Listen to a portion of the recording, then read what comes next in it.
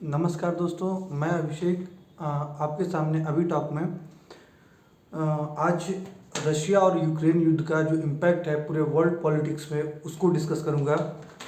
दोस्तों, recently mean paper में एक आर्टिकल निकली थी जो इम्पैक्ट बता रही ऑल ओवर वर्ल्ड रशिया और यूक्रेन के वॉर का। दोस्तों, उसका कुछ इम्पैक्ट उन्होंने डिस्क्राइब किया था कि जो ये वॉर चल रही है, और उन्होंने पहले के भी जो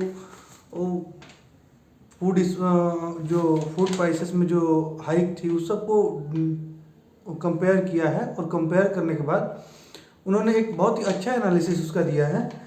दोस्तों, रसिया और यूक्रेन के युद्ध से, जैसा आपको पता है, केवल उन दो देशों के बीच में ही नहीं, या केवल यूक्रेन में नहीं, पूरे दुनिया में ही जो है लोग सफ़र कर रहे हैं। पेनफुल ये होता है किसी भी एक जगह, क्योंकि आज ग्लोबलाइजेशन के दौर में कोई देश एक दूसरे से अलग नहीं है, हम लोग इंटरकनेक्टेड हैं।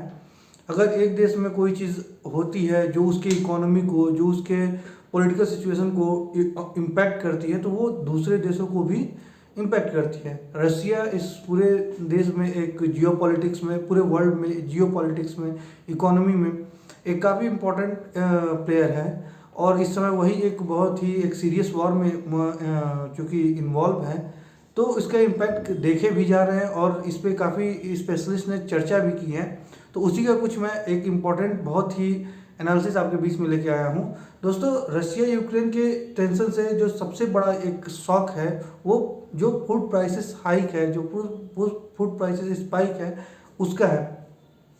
दोस्तों, बहुत जगह पे जो खाने पीने के सामान हैं उनके दाम इतने बढ़ चुके हैं, और जो डेवलप्ड कंट्री है, ठीक है, वहाँ पे तो रिसोर्सेज हैं, वहाँ पे लोग से समझ, लेकिन जो पुअर कंट्रीज़ हैं वहाँ पे लोग आज भी सफ़र कर रहे हैं। और इसी को एनालाइज करते हुए उन्होंने बताया था कि 50 से ज़्यादा इन देशों की इंपॉर्टेंस, जो यूक्रेन और रसिया, इन देशों की इंपॉर्टेंस स्पेशली जो फूड प्राइस लोगों की आम जिंदगी में है, उसको बताते हुए उन्होंने कहा था कि पहले 50 कंट्रीज जो मोस्टली पुअर कंट्रीज़ हैं, वो 30% से ज़्यादा वीट जो है वो अपना इन देशों से सप्लाई करती थी। जो सनफ्लावर ऑयल है वो 52% ये दोनों देश अकेले मिलके, रूस और यूक्रेन, पूरे दुनिया को सप्लाई करते थे। जो सीरियल एक्सपोर्ट है, ग्लोबल सीरियल एक्सपोर्ट, उसका 1/3 ये दोनों देश देते थे। तो दोस्तों, केवल खाने पीने के सामान पे और इन सामानों पे आप सोचिए कितना इम्पैक्ट है, कितना ज़्यादा प्रभाव पड़ा है। और ये रिपोर्ट है United Nations Food and Agricultural Organization की, उसने ये बताया, ये रिपोर्ट दिया है। इसके साथ साथ एक और भी रिपोर्ट इसमें पब्लिश की गई है कि केन्या में जो है इस समय ब्रेड की प्राइसेस जो है लगभग 40% जंप हो गया है। और केवल केन्या में नहीं, केन्या देखिए, अब मैं उन नेशंस की बात करता हूँ, अभी तो केन्या आप कहेंगे ठीक है, एक मतलब गरीब देश है, यहाँ पे हो सकता है। आपको सुन के हैरानी होगी कि टर्की में जो है सनफ्लावर की सुनी गई कि शॉर्टेज हो गई है, और अचानक से वहाँ पे पैनिक परचेजिंग शुरू हो गई। लोग भगदड़ मचा लिए कि अरे खत्म हो जाएगा। आपको इंडोनेशिया में सरकार ने कहा कि स्टॉकिंग को ख़त्म करना होगा, और ये तमाम तरीके उसने लॉ और इम्पोज किए जिससे कि प्राइस को कंट्रोल किया जा सके। अभी इतने ही दिन के वॉर में 2008 में ऐसा फूड प्राइस हाइक आया था, और ऐसा नहीं, ऐसे फूड प्राइस हाइक जब आते हैं तब हम देखते हैं कि वायलेंस बढ़ता है, आम जनता में क्राइम बढ़ता है, क्योंकि छोटी छोटी चीज़ों के लिए जद्दोजहद शुरू हो जाती है।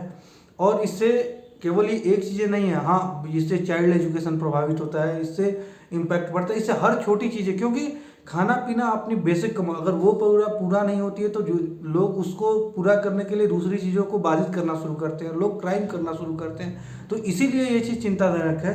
उसके आगे जो इंदरमीत गिल हैं, जो वर्ल्ड बैंक में वाइस प्रेसिडेंट है, जो इकोनॉमिक पॉलिसीज़ को देखते हैं, उन्होंने भी इस पर बहुत एक इम्पॉर्टेंट बात कही है।